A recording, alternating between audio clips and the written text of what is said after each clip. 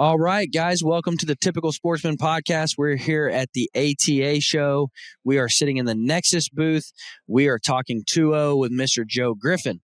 Here's the coolest part about Joe. You're going to hear this in the podcast. Dude grew up in a non-hunting family. In third grade, he wrote a persuasive letter to his parents to let him hunt.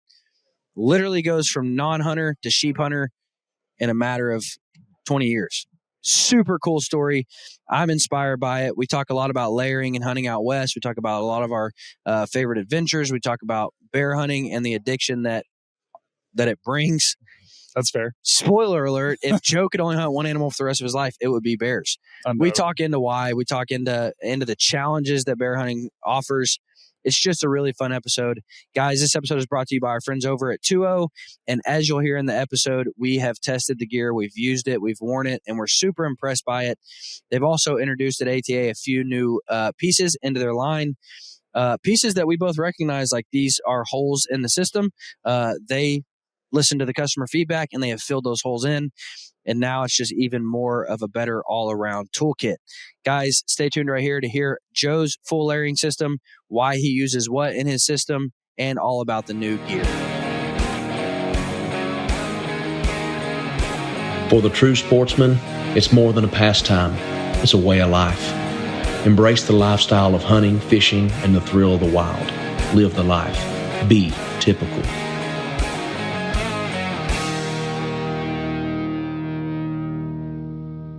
Guys, there are a lot of names that you can trust in the archery world. However, not many stick out as much as the name Lancaster Archery. Guys, if you've been around archery or bow hunting at all, you've probably heard of Lancaster. Why? That's because they're experts, and that's because they're your one-stop shop for all things archery. I've never needed something and not found it at Lancaster. I've also been able to find reviews and tips using the product that I needed that Lancaster had. Guys, Lancaster is phenomenal. They are experts in the trade. They know the equipment because they use the equipment. And you can pretty much get anything you've ever needed archery related at lancasterarchery.com. You can also learn about the products you need on their YouTubes, in their videos, on their social media. You can also get tips about how to use the products. Guys, Lancaster is a phenomenal one-stop shop. And here's what I'll tell you. Sometimes you gotta be mindful of who you're taking information from. You don't have to worry about it at all when it comes to Lancaster. I put full faith in the guys over at Lancaster. They know the products. They sell the products. They give you advice on the products. They give you support on the products. You can call and ask them anything. They'll get you lined out. They'll sell it to you, and then they'll support you even after you buy it and you need help figuring it out. Guys, go check out lancasterarchery.com for everything you need archery related.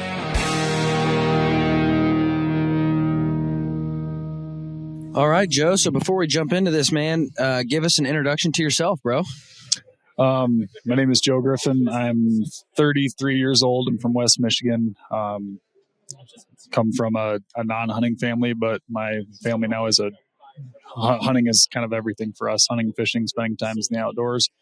My fiance, Alexi, is a big hunter. She's also in the industry as well. And then my son is 9 and he hunts. He's a stud. Yeah, he hunts more than I do, I feel like now. So, yeah. So been kind of doing this for a long time, I guess. Yeah. Just hunting all over the place and having fun. Before we get into it, because I've got a lot of stuff I want to kind of hit on that. We are coming to you from ATA. We're in the Nexus booth here at ATA. So the sight and sounds of ATA is you'll see Pierce just walked in front of the camera. So we're here at ATA, so it's busy, it's loud, but it's been a fun show so far. Coming from a non-hunting family, how'd that start, man? So my mom was a member of PETA. We're talking a long time ago now. This is like when I was in third grade.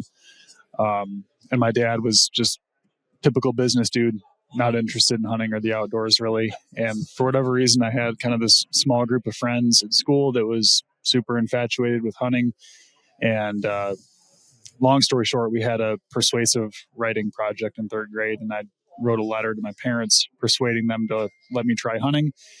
And they did, and it just kind of took root, and that was my everything ever since a really young age. So now that you're kind of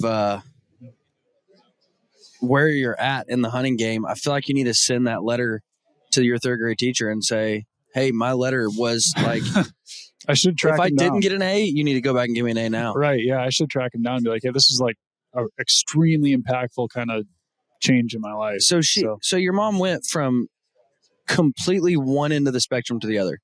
Yeah. She was kind of a hypocritical member of PETA. So she ate red meat, but still was like giving money to Greenpeace and like the Sierra Fund and stuff like that. But it was more just a cultural thing that she just didn't like how hunting made her feel. And through the course of me getting into it, like she's like, okay, you can go hunting. I just don't want to, if you shoot a deer, I don't want to see it. Yeah. Right. Then it became, I'll meet you out there. I'll take pictures and then I'll come along with you. And then That's it was so like, cool, dude. The biggest thing I think for her was she found community in it amongst these other parents. Like I used to go to like waterfowl calling contests, goose calling contests. That's so cool, man. And it turned into like this group of soccer moms that was all watching their kids blow goose calls. So like at what age are we talking here? I mean, is this right at the third grade age? I mean, no. So that was down the road a little bit, like kind of into the high school age and even shortly thereafter. She started actually hunting with me a little bit more. She shot a couple ducks. She killed her first deer 2 or 3 years ago now. So she's that's so cool, fully man. into it. So that's super cool. Yeah. Now, and not to badmouth your mom here, but you're the one that says she was hypocritical PETA member. Anytime somebody talks to me about the negatives of hunting, it's almost like, are you a vegetarian? And if they say yes, then I'll have a conversation with you. Even if they don't. So like, or if they aren't a vegetarian, if you live in the modern world, you have animal blood on your hands. If you live in a subdivision that took habitat away, if you have an iPhone, like everyone has blood on their hands for some respect. And really my biggest issue with it is like, why am I bad for hunting when you eat meat? Like, you're just not doing the killing yourself. Yeah, you're killing with your checkbook. Yeah, and it's like people just want to throw up these blinders. Like they want the dead meat on the table. They just don't want to see the mess that it makes. You know what I mean? Yeah, and I get that because it's different personality types. There's going to be people that hunting and killing is wired into that as a natural thing, and there's some that kind of skips over. Right. And there's nothing wrong with that. It's when they think that they're better or different for not partaking in the gathering to meet themselves, it's the problem for me. But it's not too often that I run into people anymore that have a negative sense of hunters. Because to be frank, for a long time, hunters didn't represent themselves very well. Right. In some regards. But most of the time you can have a conversation with someone and kind of show them the light a little bit. Yeah. And honestly, I think that, people, and I'm not equating all of this to Joe Rogan by any means, but people like that who have an outside voice that represent hunting in a good way. 100%. Everybody that listens to this podcast, they're a hunter.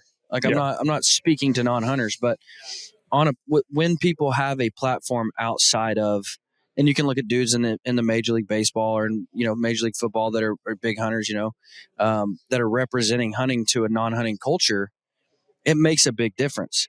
And, with my role at Pope and Young, we often talk about, the 70% of people who are okay with hunting, but not against it. Right. And that's the people we need to try to impact, 100%.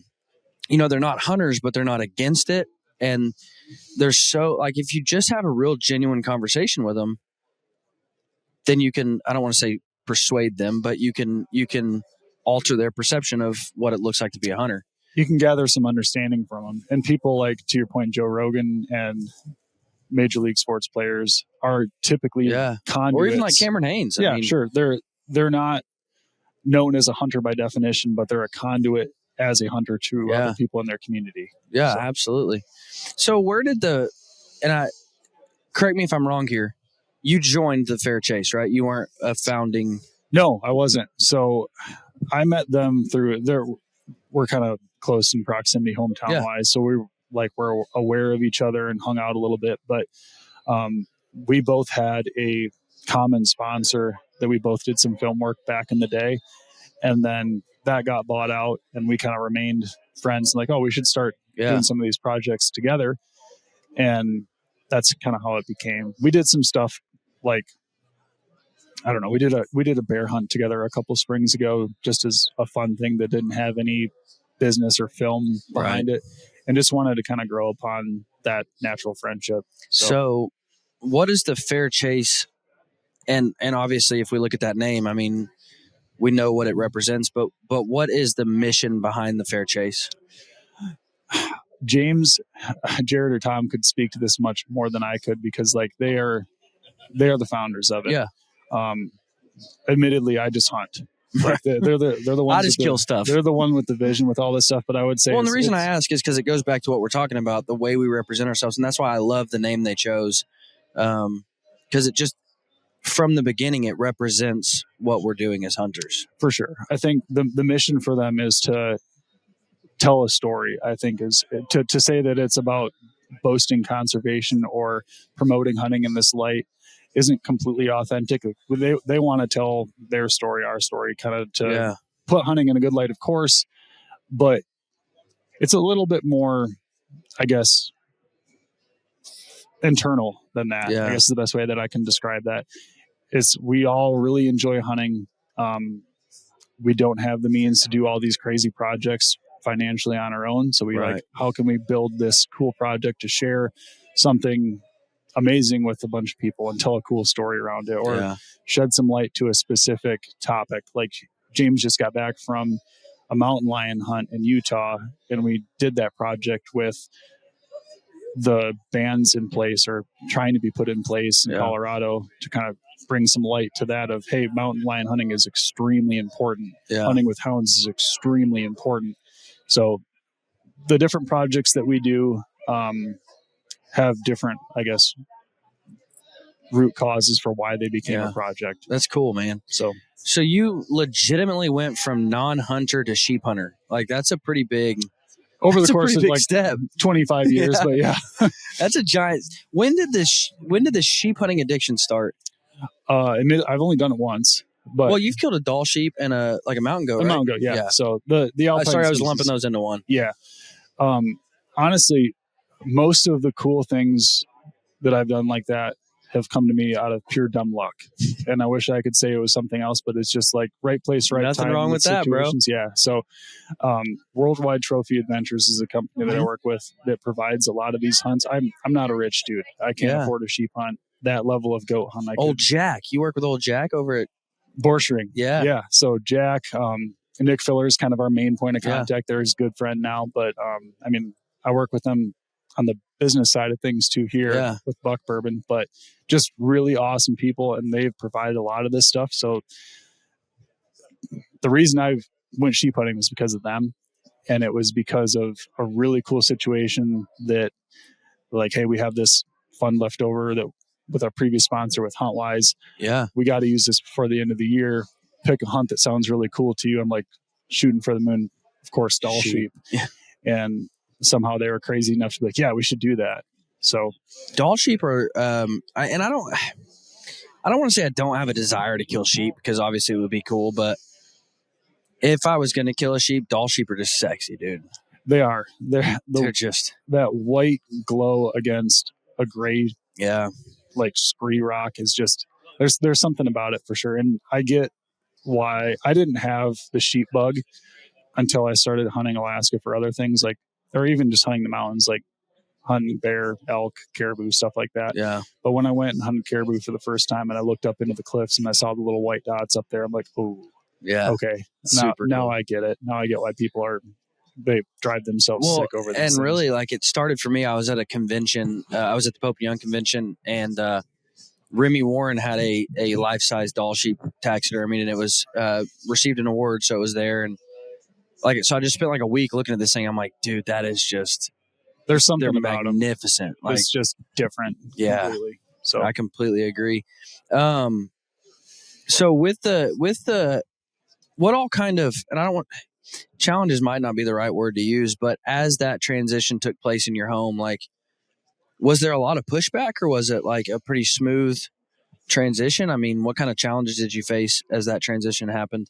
Honestly, it was pretty quick. Once I started into it, the passion was very recognized early on. Like, it went from not knowing anything about hunting whatsoever. And my dad was with me every step of the way for this stuff, but he knew nothing too. So I'd be like cutting duck decoys out of plywood and then painting them in my garage. Like there was a lot That's of cool. grassroots passion that went into it early on that my parents recognized, and they're like, okay, there's something more to this than what we thought of hunting. No, and this before. was, and we're the same age, so I'm not like being rude here. This was before the age of YouTube. Like you couldn't just log on and learn how to hunt. No, like there was very little resources. almost no resources. So the guys that I relied on to like teach me were Brian Walker got me into duck hunting. Ross and Denny Graveling got me into deer and turkey. Chad Alberg was the guy that I went to school with that kind of introduced me into the hunting culture, I guess you could say. So if you didn't have a mentor or someone that kind of believed in you and wanted to spend that time with you, you were SOL. It's right. And people need that now today too. But if you wanted to look it up and figure it out on YouTube and use all the different resources and podcasts and things that are out there, it's easier to get into it now than what it was 10 years ago. And that's why, like, we live in such a, like, people take for granted the amount of, and I say this, good resources. Like, there are some resources out there that are bad. Like, yeah, for sure. And people take for granted the amount of resources we have at our fingertips, like to learn. I mean, if you want to go bear hunting, you can, learn how to bear hunt. Like if you want to start duck hunting, you can watch videos and learn how to duck hunt. Like, right. It's just, we live in such a resource-based world. And here's what I always try to tell people. And here's what I always try to encourage people to do. Information's completely free to give. Like it costs me nothing to help a new hunter out and give them information.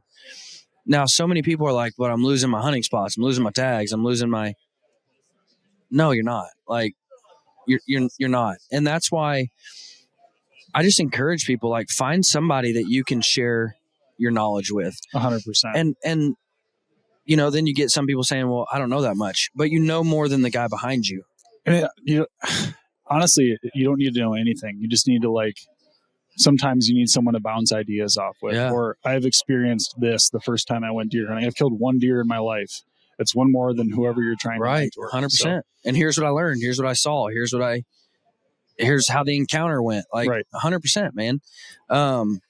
Just someone to relate to through that process. And sometimes I think it's honestly easier to get advice from someone that is also recently into it rather than someone like you or myself that's been into it for 20 years. So we might skip over a lot of the details of learning that someone that's a little bit more fresh into it might be like, hey, this, I don't know. Yeah, no, 100%. And I, as a hunter, I always take for granted, the fact that I did have a dad there, from as early as I wanted to go, he would take me. Right. And I take that for granted. And I love talking with people who are like, I wasn't from a hunting family. Like, I did this on my own. Like, I created this passion and this drive and this knowledge base. Like, this is all me. And I'm not in a cocky way. Like, this is all me. But I didn't have somebody to take me and teach me. Like, I'm always super, super thrilled by that. And, I just love hearing how people got their start. And so it's so cool to me. A letter as a third grader, and now you're here killing sheep. Like, yeah.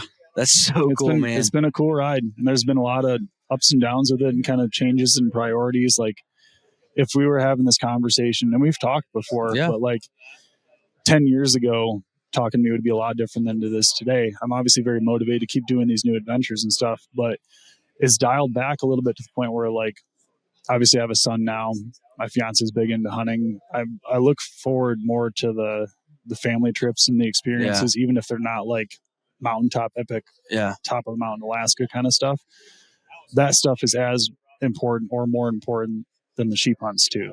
Well, and that's probably the biggest question I get is like, how do you balance all the hunting you do with your family? And I'm like, take the family, like, you just take them with you, and you spend that time with them. And there's times they don't want to go. But here's what perfect example, spring bear hunt this year. They're coming with me, and we're going to spend, 3 or 4 days in the city, and then I'll go out and sleep in a tent, and they'll spend a couple more days in the city. Like, but I still try to create those opportunities around my family. And that's why I love the way that you take your son out. I love, we just did a podcast with Nate and Randy, and both of them take their kids out hunting. And I just love that, man, because I always tell people what you have created is a new generation of hunter. Mm-hmm. You've started a new normal for your family.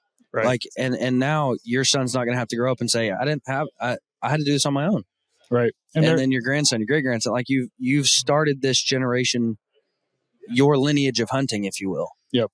And there's certainly like challenges that come with that too. Like you have to be able to put success not completely aside, but you have to keep it under wraps or under reins where like 100%. Okay, I'm going to go sit this ground blind with my son instead of going to the tree stand that has a good wind for it, that I've got a good buck on camera. I'm going to go sit this ground blind tonight that has a way less chance of killing one, but we're going to enjoy it together. 100%. Tonight's about us. I've been, I can't tell you, like, that is the conversation I have in my head almost every day now of like, okay, it's not too cold to take him.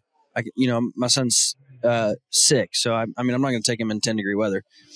It's not too cold to take him, but it's good enough to take him. He's not going to be bored. Like, we're going to see deer, but we're not going to, blow a lot of deer out. Like, I always have those conversations, and you're right, man. I mean, there's sometimes where I like tell my wife, I'm like, listen, we're not going to kill deer. Like, we're setting up in an observation set. We're going to see 200 deer, but we're not going to kill any. Like, we're going to a place I know he's going to be excited because he's going to see a bunch of deer, but we're not going to booger them all up. Like, sure.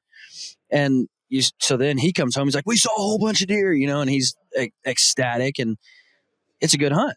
But I set it up that way. You know what I mean? But even if you look at it from just it's like an investment. You're investing that time into your kid early on. Yeah. But that's going to pay off in more big dead bucks in the future because he's going to be that much better off for it, more eaten up with hunting, and likely he's going to kill more big bucks because he got into it so young. Yeah. So 100%, man. So how'd the progression start? Was it bird hunting, duck hunting, and then moving on to big game, or no? All at once you started killing stuff. Yeah, so basically everything that Michigan has to offer, with the exception of black bear, I was diving into it with both feet from age 12. So that's cool. Bow hunting for deer because we couldn't use a gun until we were 14 back then. Turkey hunting, small game, rabbits, ducks, geese, all of it was very much like I just dove into all of it with an equal passion for all of it. And I have deer hunted every year since I was 12, but I definitely had that take kind of a back seat in my teenage years because I really got into waterfowl. Yeah. Really got into waterfowl. And that kind of persisted into a little bit of a career with guiding, doing some different rep stuff, and then the competition calling. And then that kind of I let it turn sour for me. I got too competitive with it and kind of lost focus of why I love doing it in the first place. Like, it got to be like a fighting at not trailheads, but like fighting for property and who had the most decoys, who had the biggest trailer. Like it just got kind of distasteful for me. So I quit it for a while and got into the Western stuff. And I really found a home there. That was, what age is this at? Like 18, 19, 20 ish. So you went out west pretty quick. Yeah. I think the first time I elk hunted, I was 22. Very cool. 21 or 22. It feels like forever ago now. But after that, like, that's always going to be my number one, is just being out west. Yeah. I just love that. Alaska, Montana, Colorado, things like that. But then when Chase started to get to like 5 or 6, then that waterfowl bug kind of bit him a little bit. And that reignited it back for me, where I'm like, okay, I'm going to come back into this slightly. I'm not going to be like overly competitive with it or let it absorb too much time. But it's a good balance between everything now. I absolutely love duck hunting. And I always tell people, if it wasn't so much work and so expensive, I'd never bow hunt. Like, yeah, I don't know. I never got the shakes from waterfowl like I do, even a doe at 20 yards when you put one through the rib cage and get that jittery after. I never got that from waterfowl. I got a different type of experience from it, but they were never equal to me. They're both great. I held them at high regard, but something about shooting something big. Yeah, 100%. But so I grew up in Arkansas, where, I mean, I lived and breathed duck hunting. That's all I did. Right. And I was always of the mentality of like, okay, do I want to shoot six birds in a day, every day of the week, or maybe shoot one arrow a year? Like, maybe if the big buck comes in, and I did, at the end of the day, I just like to kill stuff. Like, I just like to kill stuff, man. That's why, like, and teaser alert, we have an episode coming out with Pope and Young about the ethics behind coyote hunting, predator hunting. I'm not completely buying the garbage they're going to try and sell me. I do understand that they are wildlife biologists and they know way more than I do about that. But at the end of the day, I decided to kill stuff and I can go out and shoot a whole bunch of coyotes and it's fun. Yep. Like that's all it is for me. Cool, man. So how does that balance? So do you whitetail hunt just Michigan or do you hunt like a bunch of different states for whitetails too? I have hunted Kentucky, Ohio, Wyoming, a few other states for whitetail, but it's not a big focus of mine. Yeah. I would say like every other year I'll do a different state for whitetail, but we spend so much time, like every spring without exception, never going to miss one, is spring bear. I love spring bear hunting. And then my guy. Yeah. September is for elk and mule deer if we have tags, antelope if we have tags, and then August is reserved for something up north. So that's mountain goat, sheep, caribou, blacktail. This year is grizzly bear. Really? Yeah. Where at? Alaska. Actually, the same place that I killed my sheep in. This is like the one I said we have different motivations for different projects we do. This one is pure selfishness. I want to kill a grizzly bear. Yeah. That's the only my theme of this number hunt. one dream animal, not a grizzly, would be a coastal brown bear. Yep. Like I love bear hunting, man. I think I got bit with a bear hunting addiction and it's bad. Like I love killing bears. And I think it is for me, like you kill a big mature whitetail in Kansas, you know, it might be 6.5 years old. You kill a big mature bear, it could be 20 years. I mean, that bear has lived and seen everything. Right. I mean, avalanches, and they just live fires, so differently that you can't compare to any other game animal at all. They're nomadic. They don't march to anyone's beat of a drum but their own. They're just very unique. They have a personality. I watched a bear. I'll never forget this. I was elk hunting and we were glassing this hillside. And up on this rim rock, there was a bear laying flat on his belly with his feet just dangling off the side of the rim rock. And he'd push pine cones over the edge just to watch him fall. Like, you don't see any other animal behave like that. Yeah. It's just cool. I love the fact that they're big and majestic and they can kill you if they want. They're fast. They're strong. But yet, like you said, when you watch them, they're just kind of doing them, sucking berries off a limb, right? Laying across this branch, you know, trotting over here. I mean, the very first bear hunt I ever went on, we just see a sow and she picks her cubs up in the mouth and carries them, like walks across a branch, you know, and I'm like, that's just so cool. They're like, awesome. It's a different, I mean, they stand up and scratch their back on a tree. Like somebody one time told me, they said, if you want to kill a bear, think like a fat old man. And that's how you'll kill a bear. Like they're going to be laying under a shade tree. There's some truth to they're that. They're going to be sucking blueberries. Yep. I mean, and then you watch them and you're like, it's true. Like they're lazy and just kind of funny. I mean, but when they decide to move, they can absolutely just cover ground and get the heck out of it. 100%. Yeah. Yeah, man. I love bear hunting. I'm actually taking my wife on her first, well, I shouldn't say her first bear hunt. I took her to Maine one time. She went out the first night, but every stick that would break, she would freak out. She'd be like, oh, there's a bear. And I'm like, no, there's not. Like if you hear it, it's not a bear. Like, right.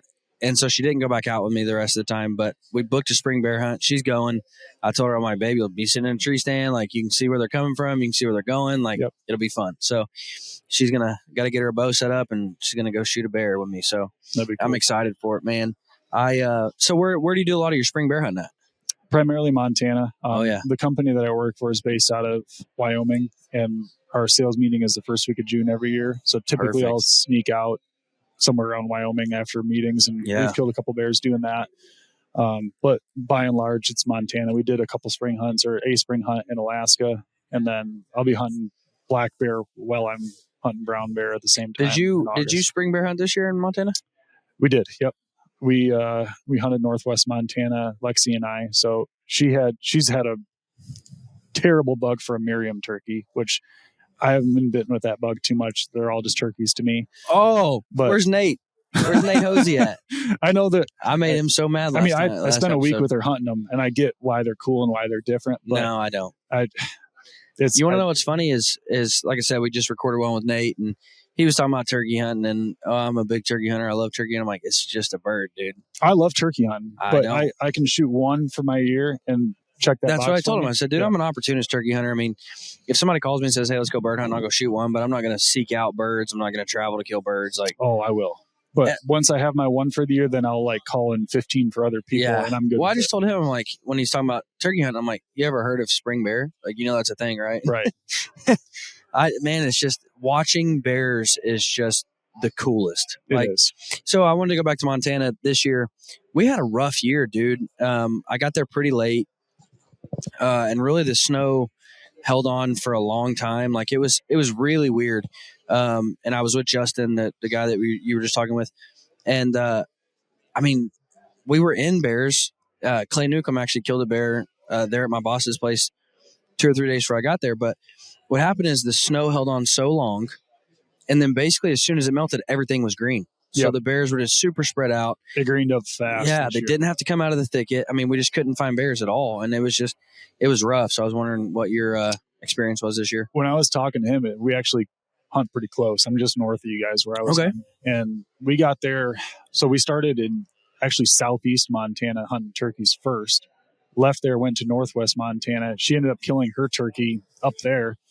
And then we killed the bear like 2 hours after the turkey. It was just a crazy day. But we noticed the same thing where it was like we hunted down by Bozeman for a day and there was still quite a bit of snow. And then we crossed up above into that northwest territory in Region 1. It was like, boom, everything is chartreuse green. Yeah. It could be anywhere. Everything. Yeah.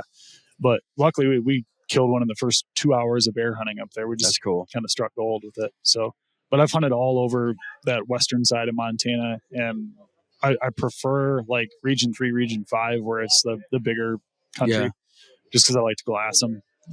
Now I will say this, and I did tell Nate this. Like, I think I would like turkey hunting in mountains a whole lot more than I would in Kansas. Because that style of hunting to me just needs to be done in the mountains, running and gunning, calling, chasing. Like, I think it would be a lot better for me if I was in the mountains. What I experienced with it is we got there first week of May, and from what I've been told from most of the Merriam guys, are like, yeah, it's pretty late. They're not as responsive right now. You can get them to gobble that first half hour after the roost, but to call them in, you got to get in front of them. Yeah. Which isn't my style for Easterns. I like to drag them suckers to me. Yeah. But yeah, I don't know. We're going to go back this spring, do that same hunt, and she's going to get a bear tag. She's never killed a bear before. And I'm going to wait to buy my bear tag until after she kills hers. And I'll probably pick up a turkey tag just to do it. So, you ever take your son out west?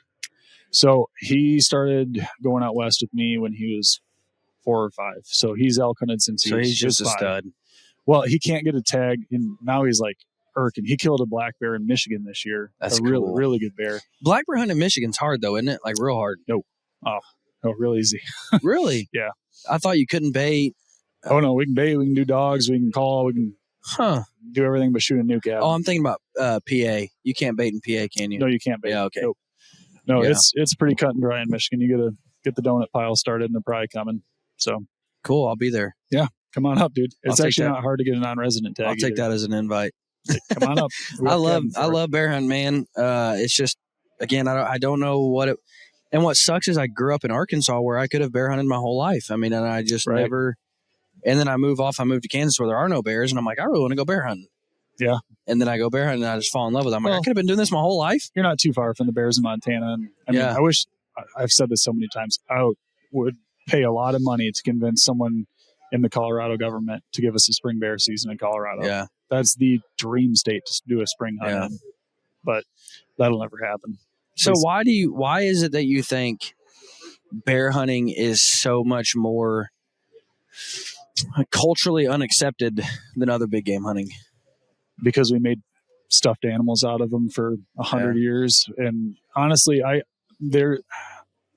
want to be careful how I say this, but it's my favorite animal to kill, but it's also the most remorse I feel as a hunter when I kill would agree with that. Yeah. There's something very personal about I would agree with that. And again, I equate that back to this animal has lived for 20 years. Like, again, everything for 20 years has tried to kill this. And I finally was the one to do it. I tricked it. And it's just such a, I agree with you, man. You feel a feeling that you've never felt before. But it's also like, if I'm elk hunting and I walk by and it's like, okay, I see a group of elk up here. I've glassed them for a split second. And there's no bull in there that I'm interested in. I'm going to keep moving. Or if I'm driving down a road in my hometown, I drive past a field of deer. I don't stop and look at them. I'm like, oh, there's some deer. every time, I don't care what I'm doing, you see a black bear, you stop and you glass and you check them out. Like you I watch agree. them. Like that's the only animal that you always, no matter what you're doing, check that thing out. 100%. Whether you're hunting them or not. Bear hunting is also, in my opinion, one of the weirdest things. It's almost like every bear hunt you go on is like, until you see the bear, it's like, oh yeah, that's what I'm looking for. Like, because you go to areas that are burned and you see a bunch of black stumps and you're looking like, is that a bear? No, you're looking everywhere for these bears. Then you finally see one, you're like, oh yeah, like pretty easy to like, and then you're back on. You know what I mean? Like, it's a different kind of hunt, man. It's fun. It offers new challenges, different things, and it's a blast, man.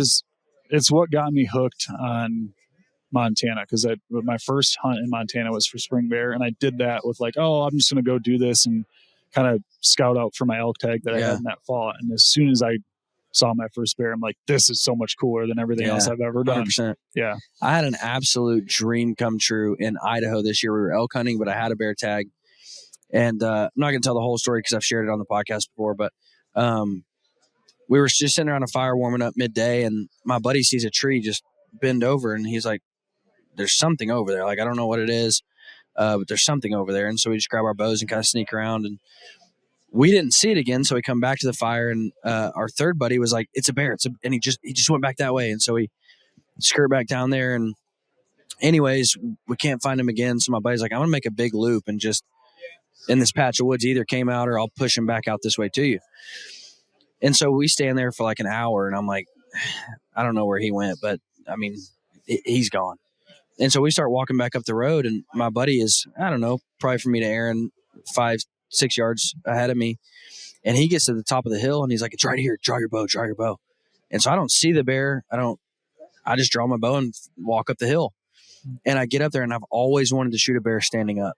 I have a bear target in my backyard standing up on its back legs. And so I've always wanted to kill a bear. And so I get up to the top of the hill, and the bear's standing up. And I'm like, oh my gosh, like all this is going through and it's going so fast in my head. My buddy's in my ear saying, shoot him, smoke him right in the chest, shoot him.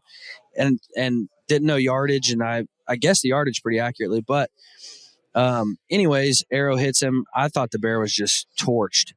And like, I'm literally like on cloud nine. I'm like, it was a brown color phase bear. I've always wanted to shoot one standing up. It was like, this is a dream come true. And so we start walking to track the bear, and we hear it get up and move. And I'm like, crap, that's not good. And so like, we're just working real slow, and we hear him move again. And my buddy was like, hey, he's walking right towards this road. Like, so go back down around there and cut him off. Cut him off. If he comes through, you kill him. And so I'm standing there in this road, and I say road, it's a little path. I mean, I could see 15 yards and nothing to the sides. And I'm just standing there. I'm like, man, this is stupid. Because the last thing this bear saw was me with this bow. Right. And so if he comes out, he's going to be ticked.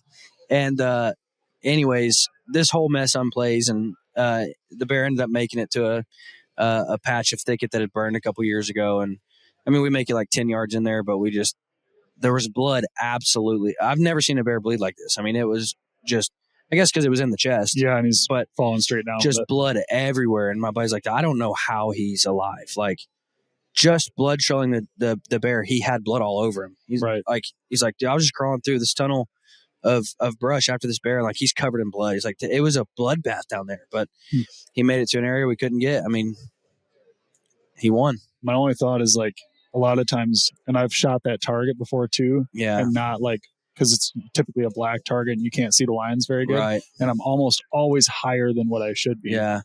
Well, I think what happened, I did end up shooting a little bit to the right, but I think it just hit that chest cavity and kicked that arrow. Right. Because it actually came out like right behind the shoulder. Gotcha. So I think that chest plate just kicked that arrow out. And anyways, still just an unreal experience. But man, I'm the type of guy that, like, and I love elk hunting too, but I'm like, I would rather have this bear. Like, if we can find this bear, I'll give you my elk tag. I don't care. Right. Like, I want that bear, you know? I'm back and forth on it with, like, because I've had a couple of times where I've had a fall tag in my pocket and bulls are screaming. When I'm in September screaming elk mode, I'm in September screaming elk mode. I would agree with that. But as soon as he's down, I'm hunting that carcass. Yeah. Like, he's going to be there. I would agree with that. Guys, I absolutely love arrows. I'm an arrow enthusiast, an arrow junkie, if you will. Let me tell you why I love deer crossing archery. I love deer crossing archery for several reasons. They give me a phenomenal arrow at a great price. They custom build your arrows. So if you go on their website, if you're not an arrow builder, you can go on their website. You can select your vein colors. You can select your wrap colors, your knot colors. You can select the length you want your arrows cut to, what kind of outserts you want, total overall arrow weight, FOC. You can build all that on the website and get the exact arrow for you. Arrows are not one size fits all. We all have different needs, and deer crossing archery, they understand that. So I can select my shaft. I can select, what ethics kit I want on that, what weight I want it cut to, what length I want the arrow cut to. It's a one-stop shop for building my arrows online. However, they simply just build really good arrows at a phenomenal price.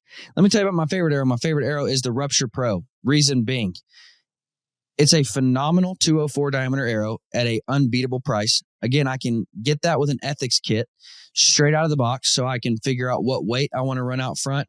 I can get my FOC just right. That arrow is a perfect arrow for my recurves. I can tune them really well with that because, again, I can work with that ethics system. If I don't want to change all my broadheads out, I can work with that ethics system to really tune that arrow good to my bow. But they also just perform really, really, really well out of my compound. I have shot 12 animals now with a Rupture Pro. I just love the arrow. It's a phenomenal arrow build. And again, it's not going to break the bank. Guys, go to deercrossingarchery.com. Use code TYPICAL, all caps, TYPICAL, to save you some money on your order. But I promise you, you will not be disappointed when you build a set of arrows at Deer Crossing Archery. Go check them out.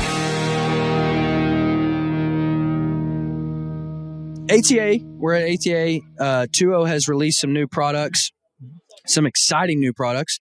And let me just say this, this year, this September was the first time I really pushed 2.0, and I pushed it. Like our elk hunt this year, we faced just about everything. I mean, we went through crazy cold, crazy hot, bunch of rain, snow. I mean, we pushed typical elk hunt, and we pushed the gear. There was stuff I was busting through my rain gear, and as I'm going through it, I'm like, there's no way this is not going to be ripped up. This rain gear is going to be shredded once I get done. And you get done, and it's like, holy crap! How did this survive? So I am in love with 2.0. I think it's phenomenal gear. I think that it would compete with anybody on the market. And they have released some new products to further their line. So if you're familiar with their Merino, they came out with a 150 and a 350 kinetic. And that is one area that I think needed expansion. Definitely. So I've been working with them since I started with the Fair Chase, and I've worn literally everything under the sun. I've done Sitka Stone Glacier, Forlow, a lot of Arc'teryx stuff, just a hodgepodge of different stuff. And you're 100% right. On their freshman year of products, it was right up there with top dogs. Yeah. And it's only grown since unbelievable. Then. But that, to the Merino point, I honestly believe that, and I full disclosure work with them now, but their Merino prior to working with them fully was it's top light notch. years ahead of what I've used in the past. It's top notch. So they had that 250 hoodie, which I've worn out. I live in that thing. It's still my favorite piece that they've ever made. Kind of inspired the 150. And this is what I like about 2.0 is that I'm able to go to Steve and be like, hey, you should do this in a lightweight with a hood. Because they had the crew, but I'm like, that hood is just nice to have. You're trying to get the sun off your ears if you're elk hunting. And I got this chrome dome, bro. I got to cover it up. You got to cover that thing up. Dude. So the 150 kind of came from that. And then on the other side of the fence, 350 also came from that. Where there's a super light, super heavy, and then this 250 that you live in. But the blend of it was awesome. I've used it for obviously bear, whitetail, walking around, elk hunting a ton, mule deer hunting, 2 goat hunts under it, and it's fantastic. So walk me through. Well, hold on. Let's finish going through the new products, and then I want to kind of talk through your system that you run, how and why. Where because there's a new piece that was introduced that I'm kind of curious to know, kind of where it plays in your system. So the Clement Puffy, unbelievable. Here's what I like about the Puffy. The Clement is that some companies' Puffies are too heavy. You put them on, it's just you're just sweating to death. Right. The Clement is light enough to where you're not just boiling hot, but it still offers some incredible insulation. So they have introduced now a Puffy pant. Yep. And that's what I'm curious to know where it kind of plays in your role. So I just got the prototype, which sounds like the prototype is about what they're rolling with. It's like spot is perfect for me. So I got that a couple months ago, and where that's going to live in my Western kit is going to be when it's warm enough that I can get by without having to pack a sleeping bag. So if I'm just doing like a tarp or a bivvy system, I can have my puffy pant, my puffy jacket, and then if I need to trap a little bit of extra heat, you can put your rain gear on over top of that just to trap that heat. That's obviously a very I want to go super light, kind of Spartan approach to it, but also for glassing and stuff too. Yeah. So if you know you're going to be on a windy glassing knob for a few hours, you're waiting on a mule deer to stand up and pick a direction that he's going to feed or something like that, you throw the puffy pant on just like you would your jacket. Yeah. So it's light enough that you can get up underneath your pants, but it's not. It traps enough heat and it insulates enough. It's right in that sweet spot. It's right in that slot of I can still move with this a little bit if it's cold out, and I'm not going to have hot balls when I'm done. Yeah. So to be frank, I'm not getting this swampy. Never mind. Yeah. I want to walk through your whole system, but a couple other pieces. The molten heated vest. If you've used the heated vest on the Scentlock side, it's essentially the same. They've introduced it in a puffy. The molten. Have you got to play with it yet at all? I haven't yet. I haven't been. It will be your favorite piece. I'm not a big heat guy. So the standalone puffy vest, I'm waiting for it. I know that's an unpopular opinion, but what are you talking about? Listen, I'm hot blooded as hell. You sound like a real ding dong right now. I know. I get it. I shouldn't have even said anything, but that's going to be Lex's number one pick. That's going to be Chase's number one pick, and probably 90% of the population. I'm not smart enough to remember to charge batteries. Now, I will say this: it has to be. Because I'm the same. I run pretty hot. I don't wear a lot of stuff. But that's why I like the heat, because I can get away with wearing less.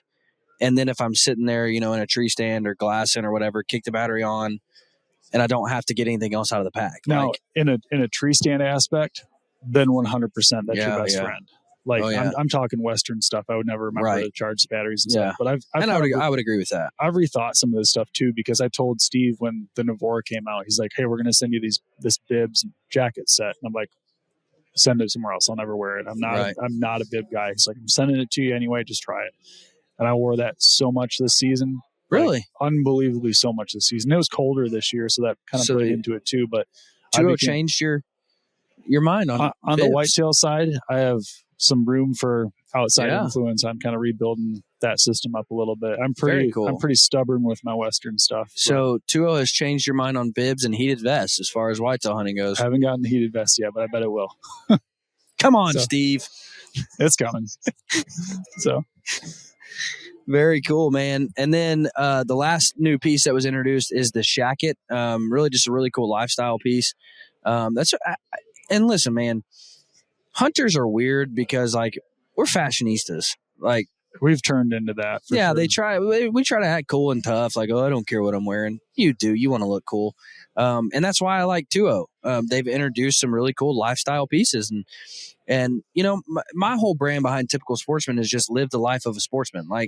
It's okay to be seen out at Walmart in your camo. It's okay to leave your face paint on after a duck hunt to go to church. It's all right to wear your camo Crocs, to pick up groceries or whatever. I like to show people I'm a hunter and I'm proud of it. Right. And that's why I really liked it. Tuo has introduced some really cool pieces that I can show off my love and my pride for being a sportsman and outdoorsman, and some cool everyday pieces. Yep. And the shacket's also really warm. It's going to be sweet for a camp piece. Yeah. Something loungy looks so you can go out in it, obviously. Checking trail cameras. Yeah. Working on stuff in the garage. It's just kind of you can hunt out of it for sure. Yeah. It's just but no, you're right. That is that's a really cool camp piece. Get back to camp, throw it on, you can stay warm, sit on a fire. Right. I'm big on, a lot of people think smoke is a cover up scent. Where do you stand on that? I pay zero attention to scent, honestly. Just watch the wind. If I want to have a fire, I'm gonna have a fire. So I agree with you. However, fire and smoke worries me because those animals associate that with forest fires. And they don't know You know what I mean? Like, maybe that's just me overthinking it, but I've just always thought, like, man, last time they smelled this, their whole universe burned down. Like, I'm definitely not going to have a fire when I'm like close to where I think the elk are bedding or something like that. But I'll say this: I started that fire, and we knew we were in elk, and we just sit and start a fire and get warm, and we were actually kind of wondering, like, so I don't want to completely retract what I was saying because I still kind of have that mindset, but and we had that conversation, we're like, does this even bother the animals? Like, does the fire even bother animals? And that bear comes in to the fire, like it almost. And if you start a fire and you walk, 50 yards away, the crackling almost sounds like bulls fighting. Like, kind of. I think the big thing though, what I'd focus on more is if a fire keeps you comfortable and more in the game, light the freaking fire. Yeah, 100%. If it's the difference between you walking 3 miles back to your truck and getting a hotel room that night, light the freaking fire. I would agree with that. Yeah. And that's why I'm also super passionate. Like, there's so many times where I'll just tell a buddy, I'm like, dude, just take a day off. Like, stay at camp, chill out. Like, I would rather you take a day off and come back with your head in the game ready to hunt than pack out and leave. Sitting there and go suffering. Yeah. If you run into town, grab a burger and a beer, come back in the morning. Either your mind's not in it and we're not getting the most out of this hunt because you're tired and ready to go home and, whatever, or you're going to bail out and go home. Like, if one of those two things is the case, man, just go back to camp, take a day off, kick your feet up, start a fire, bathe in the creek, 100%. like whatever, man, get a nice hot meal, and then let's get back after it. Like, and that's okay. Yep. And for the longest time, like, I was of the mentality, not even out west, but like, if it's season, I can't take a day off. Like, I got to kill animals, I can't. And you're exhausted and you're beat down, and to go back home and snuggle up with your wife for a night and, play with the kids or whatever and get back out there, you're so much more engaged with the hunt. Your mind is right. It's just, you're better off. Yep. Everyone's got to kind of know their limit and their spot with that. And I've had days where, okay, it's going to blow 30 miles an hour and dump rain today. Yeah. I can bomb back into town, grab a burger and a beer and get a hot shower and then get back for the rest of my 5 days that I have to hunt elk out here. Deal. So where do you, and this is something that I do think is, I don't want to say hard to navigate, but it can be hard to differentiate between the two. Like, when do you know, like, all right, it's time to call it quits? Like, I'm just, I need to go home, and the opposite of, like, I just need to take a day off, get back in it. Like, I'll be fine. If with elk, I get really, really bad tunnel vision. Yeah. I put myself 100%. in some nasty spots because of that. Basically, I don't want to like act like I won't quit if I need to quit, because I will. I'm not going to put myself in jeopardy for family and stuff like that. But I've only eaten an elk tag once in my life. Like, I'm very driven for that. I get these 10 days. Yeah. But if I've done it long enough now where I know, okay, if things aren't going good in this area and I need to pack out of here and reset and go grab a shower or something and go drive around to the side of the mountain rather than sit here and suffer for the 3 bulls that I might see that I've seen all week. Yeah.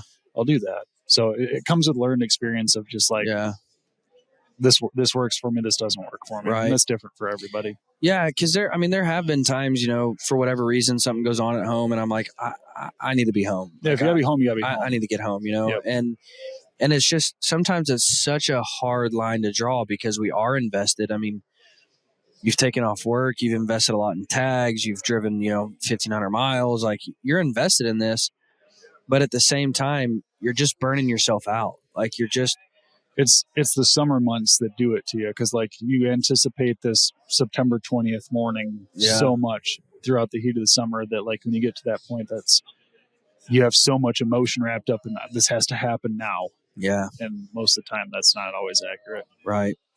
So walk me through your system, man, your whole layering system for out west. And the reason I ask is because, like we talked about, we live in a information driven world, and there are people who, have never hunted out west. And I actually took 2 guys with me this year on my elk hunt who had never been out west, both phenomenal killers and great killer instinct. And just, I knew they would just do really well, but I had no idea, like, wait, you don't understand. We're not wearing bibs and a parka to go out here. Like, we have to have a system, to layer this. So give the people some information as far as next to skin, insulation layers, your rain and snow, all that stuff.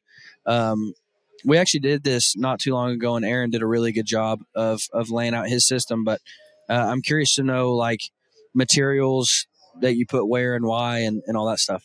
Mine's very similar from August to middle of gun season into October, November out west. And it's maybe a little bit more minimalist than like the line gives more options than what I use. Yeah. So I never have a soft shell jacket ever. I'll start with next to skin. So for pants, if it's August, September, probably not wearing base layers, just either using the Velocity or the Climb pant, depending on what I'm in. If I'm in a lot of like the scree or thorny stuff, mostly I do the Climb. Yeah. Which is I will say this though, the Velocity, I was super impressed with how tough it is. So I did a summer of baiting bears and thorny, nasty stuff in the Velocity, and I was blown away at how tough that was in that thorny stuff. I thought I'd have loopholes. It's unbelievable. Yeah. So I'll do one or the other. I just kind of, for whatever reason, gravitated towards that Climb a little bit more. And then if I do have a base layer, which is rare that time of year, it would be the Merino, obviously. Yeah. The Kinetics. So on base layers, is 350 kind of too heavy for you? Way too heavy. Will you ever even run that? No, not out west. Not for a pant base layer. There's some times where I could see having it, if it was like a out of the truck rifle hunt for mule deer where I'm back and forth, maybe take a 350 for that. But for the top, I'm either in the 150 if it's early, or the 250 anyway in that mid, because I can still move and breathe pretty well in like that 70, 80 degree weather in that 250 hoodie. Yeah. But that's my next to skin and my outer. Like that's all I'm wearing. So then past that, I'll have my Clement Puffy, which that's August to December. Always have that Clement Puffy because there's cold nights, obviously, even in August. And then on top of that, I have my rain gear with me.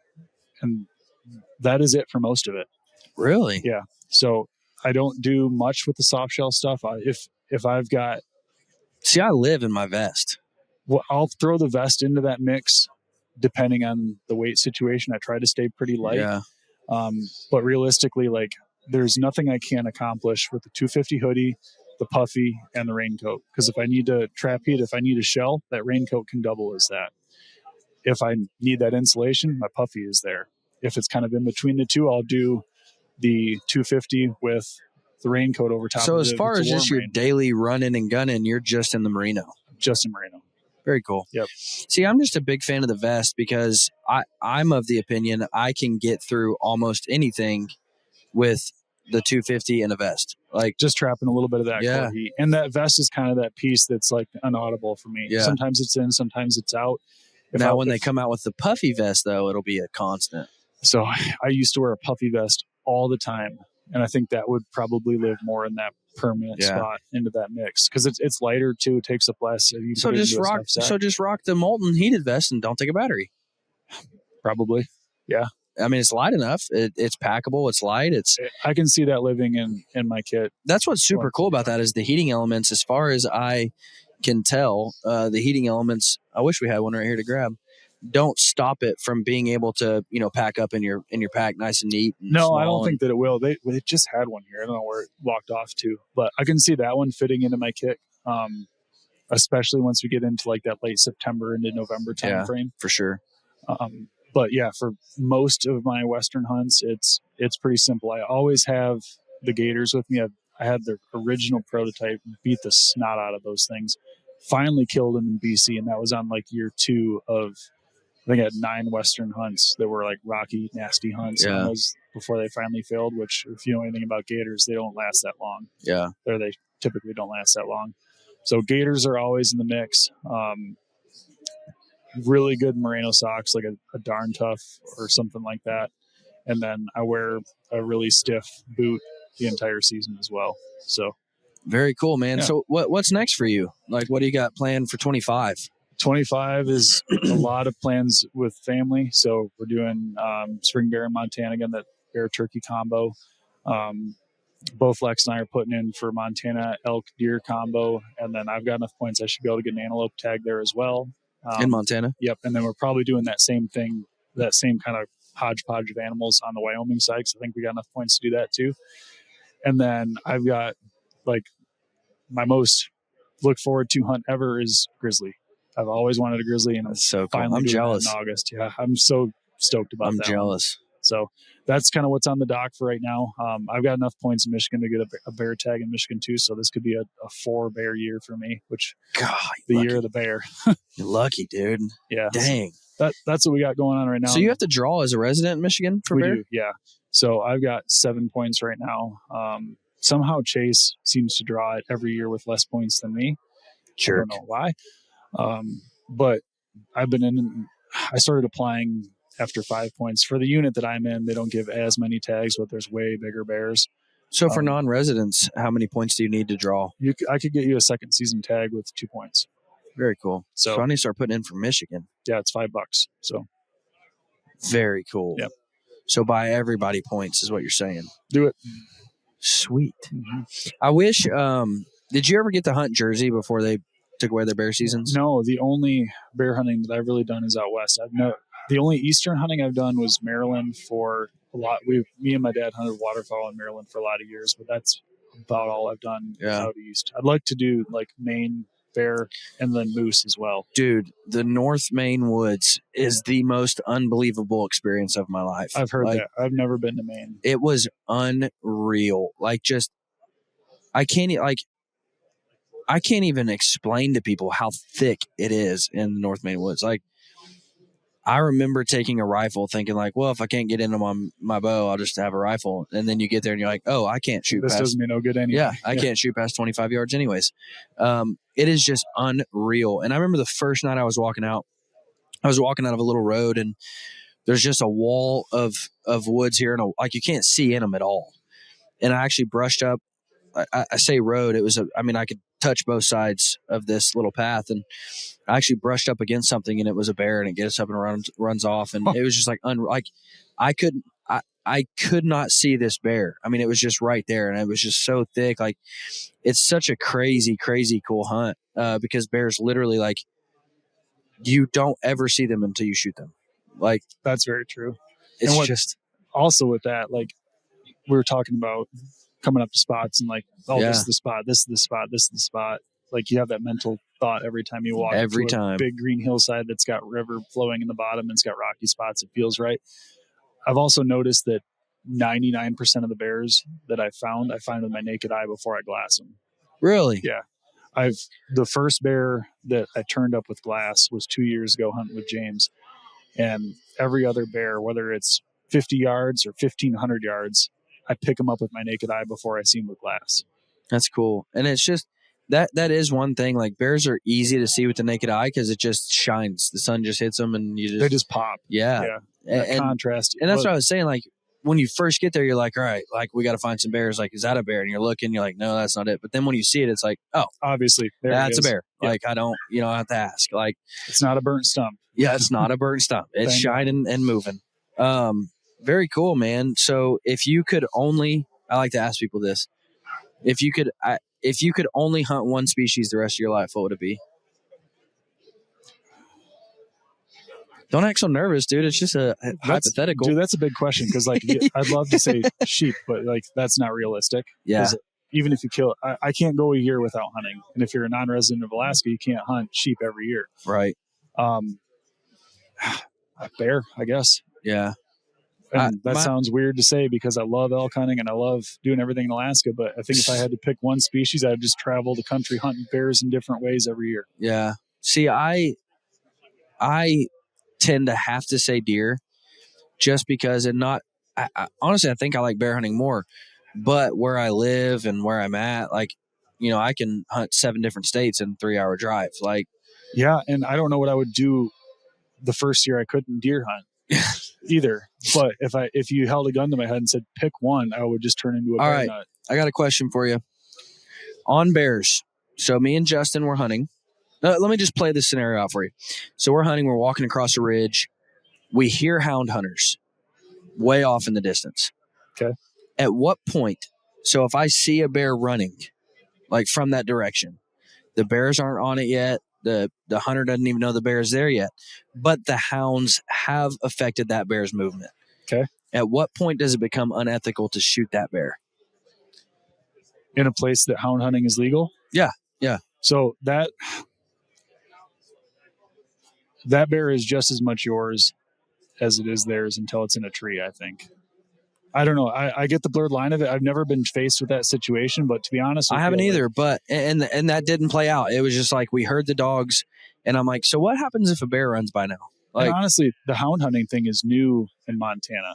Yeah. As of like 2-3 years ago in certain areas. So I don't know. I mean, you ask a hound hunter, it's there. it's theirs. You ask a hound hunter, it's You theirs drop the before dogs, they got it's out theirs. of the truck. Yeah. So everyone's got their own take on it, but to me, listen, let me just say this: I'm not bagging on hound hunters. Like, I think like that is a skill to train the dogs and use the dogs. That's incredible. Mad respect, but I do think, and honestly, that's a rare scenario. So here's the flip side: we're sitting on a hillside and we glass a bear half a mile away, and hounds turn loose on the other side of the ridge and chase off the bear that you were glassing. That's just as much their bear as it is ours 100%. glassing it. So, yeah, 100%. I mean, that's everyone's decision to make personally what they do in that situation. If I saw a bear running with hounds right on his tail, I think I've come to the conclusion that if I see the dogs and I see the bear, I'm not shooting it. That's fair. That's in the moment. That's probably how I would feel about it too. But if I hear dogs 2 canyons over and a bear comes running over the ridge onto my side, I'm shooting it. I'm shooting every time. Bear. Yep. Every time. Yeah. And I'd feel good about it too. Yeah. Now, but I do think that if I can see those dogs are on that bear, I'm not going to shoot it. I don't know, man. I'd have to let that play out in front of me. I'd be like, hey, come on down here, take a picture with the bear you just chased me. I guess I don't know. And I will say, like, because there comes a point where if I shoot that bear, I'm putting those dogs in danger because I'm shooting towards the dogs too. Like, yeah, of course. So if they're right on the bear, I mean, no, you don't. Right. But yeah, I've had that mindset, and really the majority of people come down to, well, how tough do you think you are to fight the bear, the hound hunters? Like, because when they come up, you're going to be fighting them. And I'm like, well, that depends on who the hound hunters are. Right. Yeah. I never want to put myself in a situation where either like I felt crappy about what I did, or they'd be disappointed that I shot something like they felt was from underneath them. But I don't foresee that playing out too often in the areas that I'm again, a super rare scenario to find yourself in, if ever, but it's just one of those challenging topics. It's like, okay, well, what are the ethics behind that? Like, I think the same thing boils down to, like, if you go to Idaho and you have a registered bait, or Wyoming and you have a registered bait, and all of a sudden someone else finds your bait and like, okay, this is where we're starting our dogs because we know there's going to be bear sign on this. So it's, every situation just has to be viewed as like, what's right here. Yeah. And if everyone looks at it like that, then there's no problems. Right.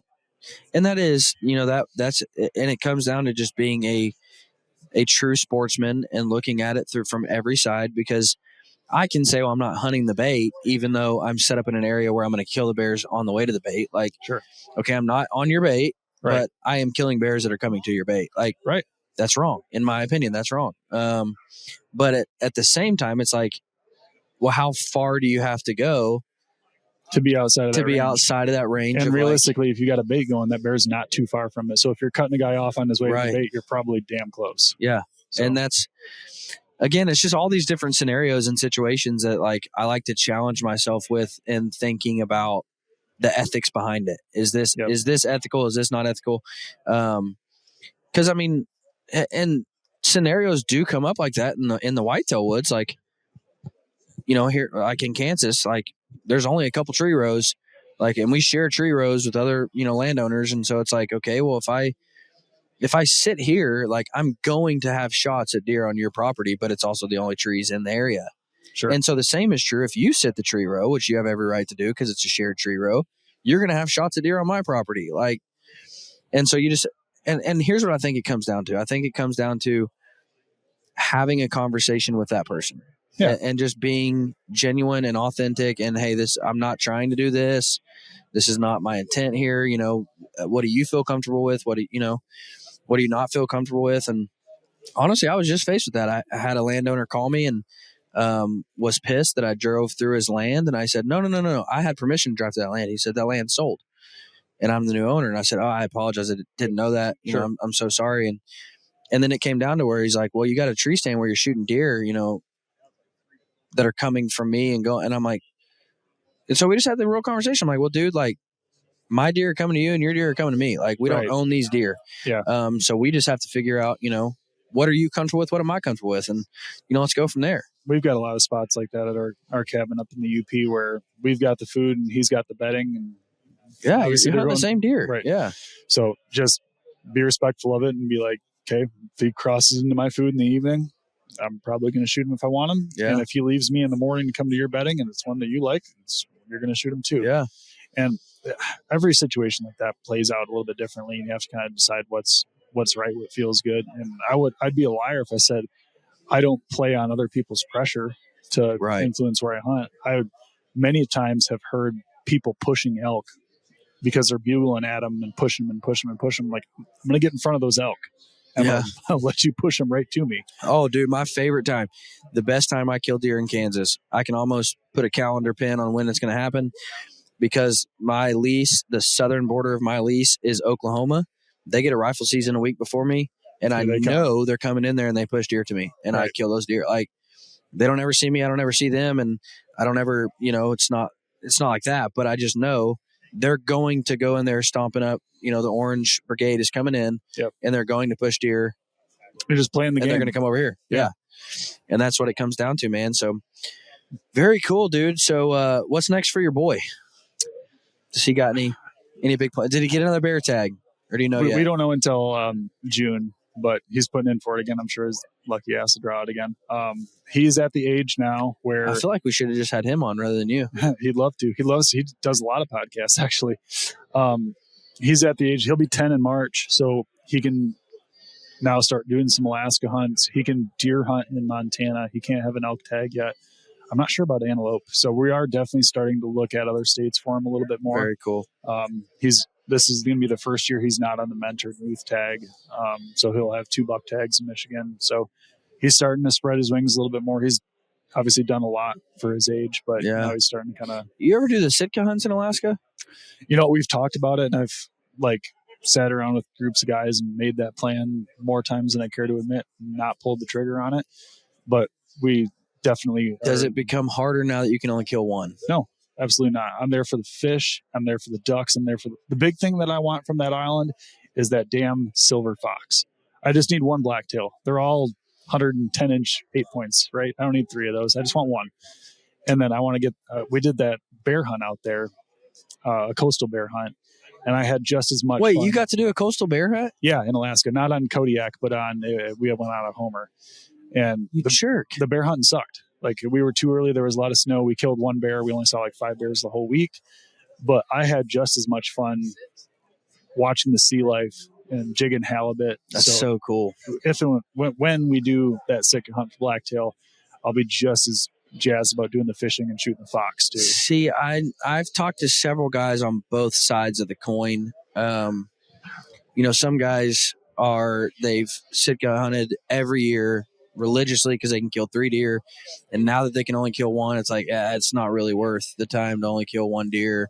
I used to go because I could kill 3, and now it's only 1, and really I was actually last year I shared a whitetail camp in Oklahoma with Chuck Adams, and it was right after that decision was made, and he's a big Sitka hunter, and obviously he holds the world record and the 2 underneath that, so kills giants every year, and he's one that was like, it used to be worth it. I could go and kill 3, but then you talk to guys. Jack Frost just walked by, and he's just a nut for Sitka. He's like, I don't care, I'm gonna go kill 1. So you just talk to I'd be in both sides. Camp. So there's so much more to do with it and so much to experience with everything Alaska, especially coastal. Talk about a diverse ecosystem. Yeah, you're walking amongst the brown bears, and there's caribou on Kodiak even. You ever killed a caribou? Yeah, that was my first Alaska trip. I flew into Fairbanks, rented a U-Haul, and drove the U-Haul all the way up into the Arctic, all the way to the top. But they were happy about that when you returned it. Yeah, it was rough. But honestly, dude, most of the bear hunting we do is out of a U-Haul. Most of our Montana hunts, we've completely utilized the $20 a day and 79 cents a mile. So it's cheaper than most rental trucks. So yeah, we just get the van. There you go.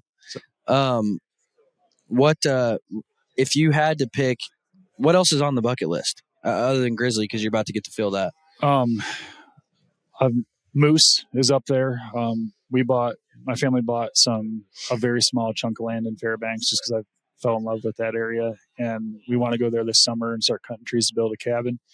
And I don't want my first moose hunt to be like a big film or like a outfitted area, go hunt a giant. I just want to go to that cabin and go find a dinky little moose and kill it. Yeah. I want my first moose to be like that. Believe it or not, antelope. I've never killed an antelope. I've never had a tag for an antelope. I've been on a lot of antelope hunts, but that's a bucket list. Like, I should have an antelope by now, and I just haven't. You need to call Justin. If you draw Montana, you need to call him. He's got he kills giants every year. We did it 2 years ago. I didn't draw a tag, but Lexi did, and I went on her hunt, and it was just a riot. So antelope would be a big one, and then probably the next like big one for me is Russia. I would love to go to Russia. I know that's kind of a weird deal now. No, not at all. It's as far as it's weird because of the conflict. It's a little nerve-wracking to go, but hunting a bear in Russia would be that top. Is cool, man. So you might not know this. Actually, Pope and Young is responsible for starting the bow hunting seasons in Russia. No kidding. Yeah, they took our data and used it to prove the legal, ethical mean that archery is a legitimate means of harvesting big game animals. Yep. So now there's archery seasons in Russia because of the work that Pope and Young did. And that's why that's pretty cool. Like, so many people ask me, they're like, well, I don't want the credit for putting an animal in the books. Like, it's not about, I'm not about that. Like, but we need those data points. Like, right. We need to show that this is possible. Yeah. This is ethical. And states do, like, the amount of times that that data is used is unbelievable. And I tell people this, like, if Kansas decided next year, let's go to a $2 state, they're going to need something to look at to see, okay, was this good for the whitetail herds or bad for the whitetail herds? Sure. So 5 years ago, how many animals in Pope and Young were taking over, 150, 160, whatever data points they want to look at. And then now that we've increased it to 2, how has that changed? And so those are all things that we need those data points for. So enter your animals. I know there's a couple animals. Well, I shouldn't say that. Never mind. We'll move on from that. But very cool, man. Well, I appreciate you coming on, dude. And it's been a blast. And I think my next guest needs to be your boy. So let's do it. You would love that. Well, we're gonna plan a bear hunt somewhere and do a podcast in bear camp with your son. Deal. Sounds great. While he's standing over a bigger bear than me. He's killed a bigger bear than I have so far. What's his biggest? I'll show you. It's his first and his only bear. It's my buddy. I posted a picture of my wife a couple days ago and just said getting ready for spring bear, and my buddy commented and said she's going to kill a bigger bear than you, and I'm like, well, that's not hard to do because mine's going to be less than mediocre. Jeez, what a tank! It was a big old sow that was on camera for like a month every single day. And that's Michigan? That's Michigan, yeah. God, I'm on my way, dude. I got to start putting in for points. They're big butterball But you bears. don't get any color phase, do you? They're all black. Oh, actually, they killed a couple this year. It is very rare. Like, I've never killed a bear in Michigan, so all mine are color phased from out west. But we did have a couple this year that were like a light chocolate brown. They're not like cool. They're very uncommon. Yeah, don't plan on one. It's crazy. Like, if you go to Maine, you're never going to see a color phase. Yeah, and then you go to Idaho, and they're all color phase. Like, right. I've seen way more chocolate and cinnamon bears in Montana. I actually talked to a wildlife biologist, and they say that's because of the density of forest. Okay. Like in Maine, they just live in black, so they don't ever evolve over time to be different colors. But out west, there's different rocks, and they're in the sun a lot more, and they're literally changing the color of their fur because of sun and environment. I'm glad that you said that because I've always kind of wondered why that is. And you go to Saskatchewan, you see a lot more of it, and they have more like open popple thickets. Then I guess that makes sense. Yeah, and that's what he was saying. Like, basically, over time, those bears in those areas have evolved to blend into the environment better, but also just their sun is bathed. I mean, just like anybody. I mean, if your hair color changes, I mean, so yeah, that's what they were telling me is it's all about like density of forest and exposure to sun. And I definitely would pick bear. Bear is so much cooler than deer. That is my one animal. Yep. He's going back to it. I mean, just think of that alone. Like, white-tailed deer look like a white-tailed deer everywhere you go. They get squattier in the mountains. They get bigger in Kansas. They're smaller in Michigan, but they're still all deer. But there's also the most variety of any species, not just there's the most variety of antler. I think. That's I true. don't think. They're except for caribou. Yeah, Caribou are all very. they're unique all and crazy. Yeah. But I agree. Yeah, you don't. No You don't see whitetails are that. the same. I mean, there's so much variety in antlers. Like, and there's been deer that I've seen, they're coming in and they're not big, but they have a really cool sticker, really cool point. I'm like, God, it's so cool. Like, I want to kill them. Like, yeah. I would hate to have to pick between any of them. Yeah. Of course, but we don't have to, luckily. we don't have to. Yep. But if we did, you're going with bear. I think so. I might have to too. But there's no bears close. Like, there's no. I would just start traveling more. Yeah. Well, yeah. I mean, I guess I'd get really good at fishing at home, I guess. There is good bear hunting in Oklahoma, but it's just outrageously expensive. Like, the tag is like almost 3 times as much as like a Montana or an Idaho tag. Yeah. And that's the other cool thing about them too, is like, you're not $1,000 into it. You are in Oklahoma, but that's another good reason to start your Western hunting with bears. 100%. $200 to $500 into it. Easily. Yeah. And you can go, like my first bear hunt was just the Idaho National Forest over-the-counter bear tag. Yep. Spring bear hunt. And I mean, again, you're getting exposed to the West. You get to see things and hear things that you don't at home. And yeah, you're $250 into a tag. And it's the springtime, so it gets light at 6:00 in the morning. It's dark at 9:30. The fishing is awesome. You get to hunt everything's a lot. Turning green. It's beautiful out. Like, it's just my favorite thing. Undoubtedly, spring bear. Man, we're like two souls joined together, right? And I wish Nate Hosey was here so I could rub it in his face that there's other people that prefer spring bear over turkey. Has he bear hunted yet? So his argument, and I do. He said he's done it one time, and it was the Canadians sit over bait and they come in and you kill them. It's just so different. I'm like, if that was my only experience with bears, and I love doing that too, but if that or hound hunting was my only experience with bears, it wouldn't trip me the way that it does. I tell people, if you're gonna sit on bait, don't shoot a bear the first day. Like, just watch them.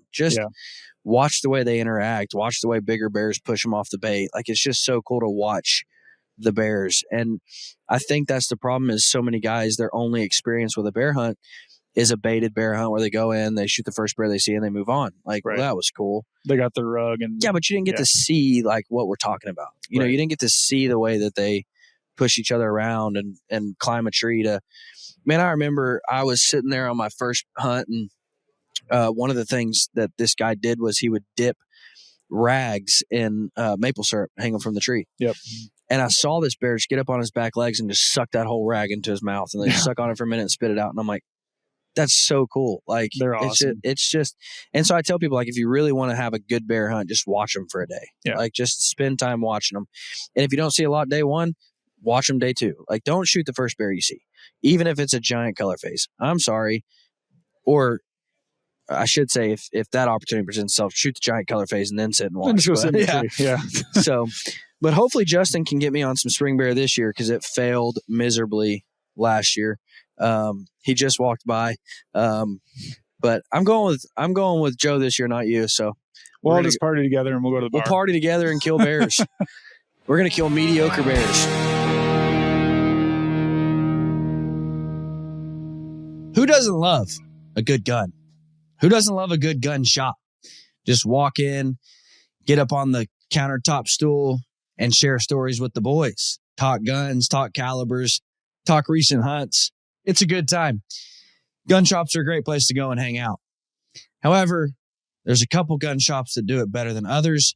And then there's one gun shop that really stands out. Powder and String Outfitters. Yeah, I'm a little biased because it's right here in the great town of Wellington, Kansas, right here in my hometown. However, I can tell you that anybody that walks into Powder and String is basically blown away, because Powder and String Outfitters takes you back to a time where, downtown shops were experts in their trade, where a man's word was his bond. They got a creaky floor, and they got rustic decor, and they've got a massive selection of guns and ammos. They're a full-service gun shop. They've got an in-house hot bluing facility. They've got a full machine shop. They've got a custom legendary gun engraver. Literally, when I say legendary, Mr. Brian Strange, their hand engraver, is world class. They've got the engraver. They've got gunsmiths. They have everything that you could ever possibly dream of having in a gun shop. They're also a small town, hometown, family-owned shop where you can call and talk to the owner. Guys, they've taken that same feel, that same great gun shop feel, and made it available online, powderandstring.com. You can buy all your guns, all your ammo, all your shooting accessories right there online in the convenience of your own home. You can stand behind the people that you're supporting because the guys are phenomenal. And again, I am of the opinion that if I'm going to shop for guns and ammo, I don't want to do it at a big box store. I want to support somebody like the Powder and String staff. So guys, go check them out for all your guns, all your ammo, all your shooting accessories. They've got it. They are knowledgeable. You can call them. You can talk to somebody, figure out what you need, why you need it, how you need it. They'll take care of you. I actually just bought a new shotgun there. Bought a new A300, and the first shot out of that gun was a dead bird. That's what I'm talking about. And I got it based off their recommendation. Guys, they're phenomenal people. Somebody you can be proud of supporting. Go check them out, powderandstring.com.